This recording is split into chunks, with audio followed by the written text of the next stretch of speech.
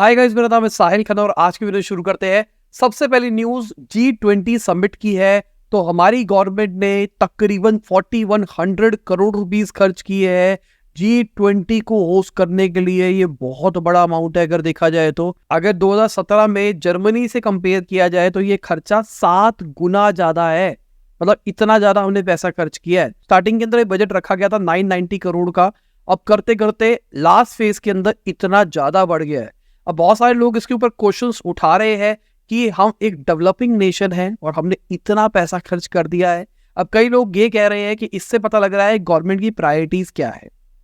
अभी बहुत बुरा हाल है, मतलब दिल्ली के अंदर ये बुरा हाल, मतलब पॉजिटिव वाली बात करके चल रहा हूँ कि बहुत जगहों पे रोड ब्लॉक्स कर रखी है, रास्ते रोक रखे हैं।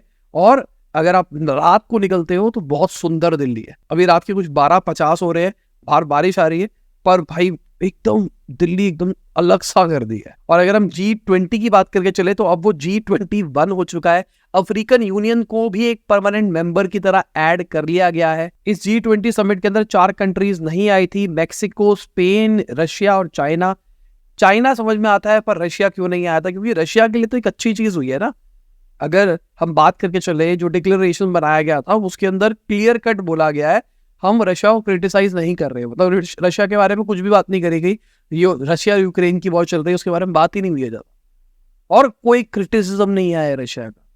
तो मेरे हिसाब से एक पॉजिटिव साइन था रशिया के लिए, और लोगों ने इसको एग्री भी किया है। तो ये आप कह सकते हो इंडिया की विन है। और पिछले कुछ टाइम में जो सबसे ज्यादा अप्रूवल्स आए हैं ना जो चीजों के ऊपर, वो इसी के अंदर आए हैं। तो ये एक कह सकते हो आप एक समिट सक्सेसफुल भी रहा। क्या आप एडवांस डिजिटल मार्केटिंग सीखना चाहते हैं उससे जो कि actual digital marketing agency run कर रहा है, जिसने मिलियंस ऑफ डॉलर्स की कैंपेन हैंडल की है? ज्यादा जानने के लिए नीचे लिंक पे क्लिक करें। अगली खबर, इंडिया का जो डिफेंस एक्सपोर्ट है वो 16,000 करोड़ पे पहुंच गया फाइनेंशियल ईयर 23 के अंदर। ये डिफेंस मिनिस्टर ने बताया है और ये बहुत बड़ी बात है। 23 टाइम्स इंक्रीज होता हुआ दिखाई दिया है। आज हम 85 कंट्री से ज्यादा वर्ल्ड वाइड एक्सपोर्ट कर रहे हैं डिफेंस प्रोडक्ट्स को और टेक्नोलॉजीज को। अब इससे पता लग रहा है कि हम कितना सेल्फ रिलायंट होते जा रहे हैं। मेरे को याद है जब मोदी जी नए नए आए थे, जब 2014 की बात थी, तब ये बात करी गई थी कि इंडिया को मेक इन इंडिया करना है, मेक इन इंडिया में डिफेंस सेक्टर। उस टाइम पे डिफेंस बहुत किया गया था। आज उसका रिजल्ट दिखाई दे रहा है और बहुत अच्छी चीज है। अगर हमको एक सुपर पावर बनना है तो डिफेंस हमको इंडिया में बनाना पड़ेगा। गुड है। वीडियो में आगे जाने से पहले आपको याद दिलाना चाहूंगा, आपने लाइक का बटन नहीं दबाया, लाइक का बटन दबा दो, चैनल को कर दो सब्सक्राइब। मैं ऐसे ही डेली बेसिस न्यूज़ लाता रहता हूँ। अगली खबर, जो लैपटॉप और टैबलेट्स के इंपोर्ट है उसके ऊपर गवर्नमेंट ने कुछ नए स्टैंडर्ड्स निकाले हैं। अब रूल क्या है समझने की कोशिश करो। कहा जा रहा है कि कोई रिस्ट्रिक्शन नहीं आएगी। ये जो 1 नवंबर से ये चीज लागू होने वाली है, इसकी वजह से ये नहीं होगा कि मार्केट में प्रोडक्ट रुक जाएंगे। अभी के टाइम पे गवर्नमेंट लेवरेज देगा कंपनियों को, कोई दिक्कत नहीं है, तुम इंपोर्ट कर सकते हो, काम करो। अब अगर आप इंडिया के अंदर बनाते हो तो आपको कुछ पॉइंट्स मिलेंगे। अगर आप इंडिया से बना के बाहर एक्सपोर्ट करते हो तो आपको कुछ पॉइंट मिलेंगे, और जो आपने इंपोर्ट किया होगा उसको आप ऑफसेट कर सकते हो इन चीजों से। और धीरे धीरे जो गवर्नमेंट लेवरेज निकाल रहा है कि ठीक है अभी आप इंपोर्ट कर लो, कोई दिक्कत नहीं है, वो धीरे धीरे करके गवर्नमेंट उसको कम करता चला जाएगा और 4 साल में उसको 10% तक ले जाएगा। मतलब इतना ज्यादा 4 साल के अंदर आपको सेल्फ रिलायंट बनना पड़ेगा कि आप इंडिया के अंदर ही सब कुछ कर पाओ। गवर्नमेंट अच्छी चीजें कर रही है, बैक फायर ना करे, बस मुझे इसी का डर है, बस थोड़ा थोड़ा, कि ये ना हो कि कंपनीज कहे ठीक है हम नहीं चुन रहे, हम नहीं कर रहे। देखा जाए इंडिया एक बहुत बड़ी मार्केट है और इंडिया जैसी मार्केट से कोई पंगा नहीं लेना चाहता कि एप्पल कहे ठीक है हम इंडिया के अंदर नहीं बेच रहे, और पता लगा है कि आईफोन भी नहीं बिक रहे, कुछ भी नहीं बिक रहा। तो ऐसा कोई पंगा लेना नहीं चाहता। अगली खबर, जो फॉरेन इन्वेस्टमेंट है ऑल्टरनेट रियल एस्टेट के अंदर, वो 6 गुना बढ़ती हुई दिखाई दी है पिछले 4 साल के अंदर। अब ये ऑल्टरनेट रियल एस्टेट होता क्या है इसको समझ लेते हैं। जैसे को लिविंग स्पेसेस हो गई, डेटा सेंटर्स हो गए, यहाँ पर ज्यादा इन्वेस्टमेंट आ रही है। सबसे ज्यादा जो फोकस हो रहा है ना इंस्टीट्यूशनल इन्वेस्टर्स का, वो हो रहा है डेटा सेंटर्स के ऊपर, क्योंकि फ्यूचर टेक है भाई, और टेक के लिए डेटा सेंटर चाहिए। अगर AI पे जाना है, आपको इंटरनेट की तरफ जाना है, डिजिटल की तरफ जाना है, एप्स की तरफ जाना है, तो चाहिए भाई डेटा सेंटर। तो डेटा सेंटर्स उसी का पार्ट होगा। ऐसा माना जा रहा है कि इंडिया की जो GDP होगी 2025 के अंदर, उसके अंदर $400 बिलियन कंट्रीब्यूट करेगा ये पूरा सेक्टर। बाकी मुझे भी पर्सनली लगता है ये ऑल्टरनेट जो एसेट्स है ना, जो हाउसिंग है, ये सब कुछ है, बहुत बढ़िया चीज है। हॉस्टल बनाओ, इससे बढ़िया इनकम क्या है। जैसे मैं आइडिया देता हूँ, हमारा जो ऑफिस है यूगन केमिकल वाला, उसके ऊपर हमने पीजी डाल रखे हैं। क्या जबरदस्त चीज है यार पीजी डालना। आप रेगुलर अगर उस जगह के ऊपर घर बनाओगे आपको नहीं मिल सकती रेंटल यील्ड, पर पीजी बना के जो आप पैसा निकाल सकते हो वो बहुत बढ़िया चीज है। तो अगर आप उस एरिया के आसपास देखोगे, बहुत सारी जगहों पे कॉलेज के आसपास वाले जो एरिया है वहां पे सबके सब पीजी पीजी बना रहे हैं। क्यों? रेंटल यील्ड बहुत हाई है। सिमिलरली को लिविंग, आज को लिविंग एक तो हॉस्टल वाला हो गया और एक डॉर्मेट्री टाइप्स भी लोग बनाने लग गए हैं। साथ में एक और कैटेगरी जहाँ पर लोग पैसा खर्च कर रहे हैं वो है हॉलीडे होम्स। छुट्टी मनाने के लिए घर घूमने के लिए जा रहे हैं, वहाँ पे एक घर रखा हुआ है। भाई मसूरी जाते हैं हम छुट्टियों के अंदर, हमारे अपने दूसरे घर। अगली खबर अलीबाबा की है। तो अलीबाबा का जो ग्रोसरी यूनिट है जिसका वो आईपीओ निकाल रहे थे, उन्होंने उसको होल्ड कर दिया है। उन्होंने बोला अभी मार्केट सिचुएशन सही नहीं है इसलिए हम नहीं कर रहे हैं आईपीओ। अभी जो इनकी रीसेंट वैल्यूएशन है वो $4 बिलियन की है, पर पहले ये एक्सपेक्ट कर रहे थे 6 से 10 बिलियन डॉलर अगर हम पिछले साल की बात करके चले तो। इसलिए खुश नहीं है, इसलिए इन्होंने आईपीओ को विड्रॉ किया है। और दूसरी साइड पे अगर हम सॉफ्ट बैंक की बात करके चले, उनका जो आर्म है उसका आईपीओ ओवर सब्सक्राइब हो गया है 6 गुना से। और एक अच्छी चीज है आर्म के लिए, इनका प्लान था 50 बिलियन के आसपास पैसा रेस करना। एक शेयर का प्राइस 47 से 51 पर शेयर की रेंज में रखा गया था। पर बात यह है कि सॉफ्ट बैंक ने अभी रिसेंटली कुछ स्टेक्स एक्वायर किए थे $64 बिलियन की वैल्यूएशन के ऊपर। आईपीओ कम वैल्यूएशन के ऊपर निकाल रहे हैं और इन्होंने अभी महंगे पे खरीदे थे। तो ये एक अच्छी चीज है इन्वेस्टर्स के लिए। और मुझे भी पर्सनली लगता है कि आर्म एक अच्छी अपॉर्चुनिटी है कि मतलब फ्यूचर के अंदर अगर टेक बढ़ता है, एआई बढ़ता है, तो आर्म भी एक बहुत बड़ा कंट्रीब्यूटिंग फैक्टर होगा उसके अंदर। अब आर्म की जो मार्केटिंग टीम है वो भाई दबा के मार्केटिंग कर रही है, कह रही है पिछले 2 साल का यूएस का सबसे बड़ा आईपीओ है। जो क्लाउड कंप्यूटिंग वाला बिजनेस है अभी करेंटली इनके 10% मार्केट शेयर है, और जो ऑटोमोबाइल सेक्टर है वहां पर 41% शेयर ओन करते हैं, मतलब मार्केट लीडर ही आप कह सकते हो। और इनका प्लान है इन दोनों सेक्टर्स को एक्सपेंड करना, मतलब गाड़ियों के अंदर 41 से भी ऊपर जाना, और क्लाउड कंप्यूटिंग के तो और बेटर होगा। अगली खबर उबर की है। तो वो कंसिडर कर रही है अपने शेयर्स को बायबैक करने का, क्योंकि भाई कैश फ्लो बढ़ गया है। अभी रिसेंटली उन्होंने बताया था कि वो प्रॉफिटेबल हो गए हैं। अब प्रॉफिटेबल हो गए तो पैसा आ गया है, तो भाई वो अपने शेयर्स को बायबैक कर रहे हैं। Q2 2023 का जो इनका रिजल्ट था वहां पर इन्होंने $326 मिलियन का प्रॉफिट रिपोर्ट किया था, और ये फर्स्ट एवर था।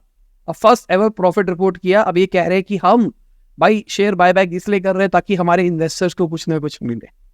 ठीक है, अच्छी चीज है। अगली खबर अडानी ग्रुप की है। तो उन्होंने एक जॉइंट वेंचर किया है जापान की कोवा के साथ में, जो कि ग्रीन अमोनिया और हाइड्रोजन की सेल करेगी। बेसिकली ग्रीन अमोनिया और हाइड्रोजन अडानी ग्रुप बनाएगा, और ये जो नई एंटिटी बनाई है वो सेल के ऊपर फोकस करेगी इन दोनों के।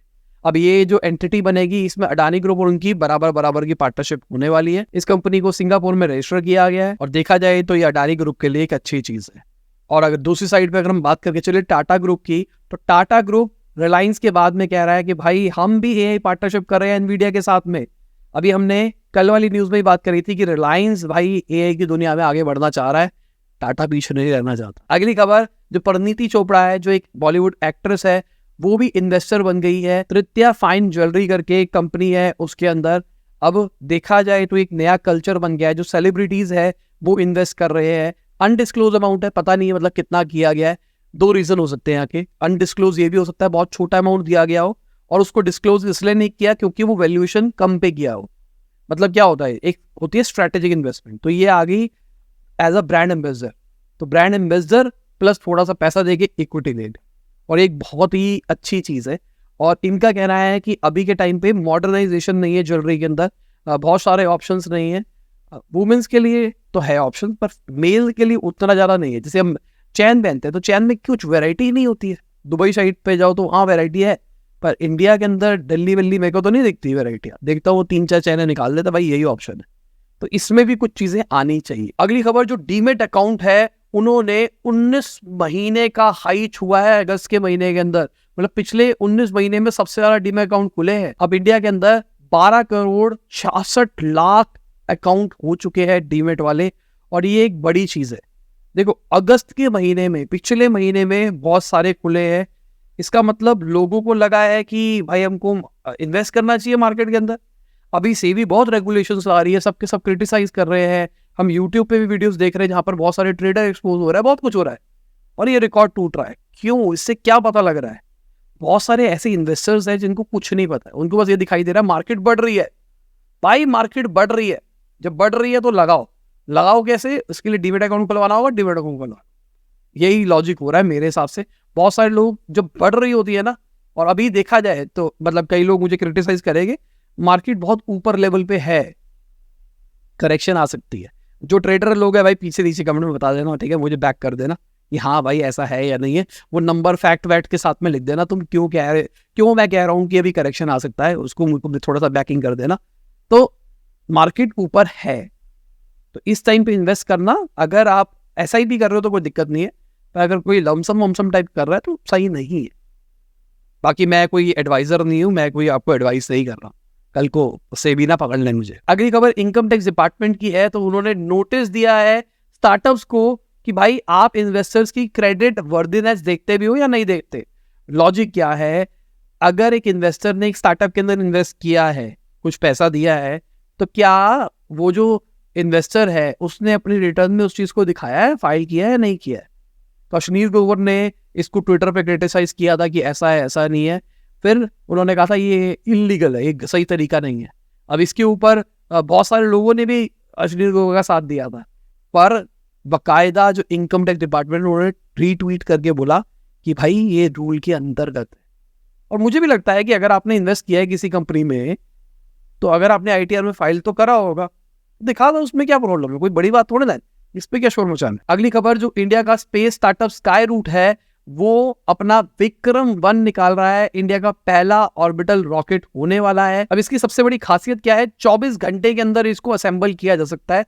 कहा जा रहा है 3D प्रिंटेड अलग अलग चीजें हैं, उसको जोड़ जोड़ के आप एक रॉकेट बना सकते हो। विक्रम नाम क्यों रखा गया है, विक्रम साराभाई के ऊपर, जिनको कहा जाता है इंडियन स्पेस के वो फाउंडर थे। बाकी मुझे लगता है, ये मेरा पर्सनल ओपिनियन है, कि होमी बाबा को भी उनको क्रेडिट देना चाहिए। अगर वो मरते नहीं, उनको मारा नहीं जाता, तो शायद वो और बड़ी चीजें करवा सकते हैं। पिछले साल ये पहली प्राइवेट इंडियन कंपनी बनी थी जिन्होंने अपना रॉकेट लॉन्च किया था, विक्रम-S था उसका नाम में, और अब ये ऑर्बिटल रॉकेट निकाल रहे हैं, जहां पे इनका कहना है 480 किलोग्राम का पेलोड भी होगा। तो दिस इज गुड, और इसरो सपोर्ट कर रहा है, ये बहुत ही अच्छी चीज है मेरे हिसाब से। बाकी अगर हम हमारे सपोर्टर्स की बात करके चले, तो ये हमारे सपोर्टर्स है जो हमको सपोर्ट करते हैं ताकि हम आपके पास में बिजनेस न्यूज ला पाए। थैंक्स इन सभी सपोर्टर्स को। और इसी के साथ आज की बिजनेस न्यूज खत्म होती है। उम्मीद करता हूं आपको मजा आया होगा। लाइक कर देना, शेयर कर देना, कमेंट बताना वीडियो कैसी लगी। बाय, गुड नाइट, शबा, खुदा हाफिज, गुड मॉर्निंग, रात जब भी आप वीडियो को देख रहे हैं। जय हिंद, वंदे मातरम।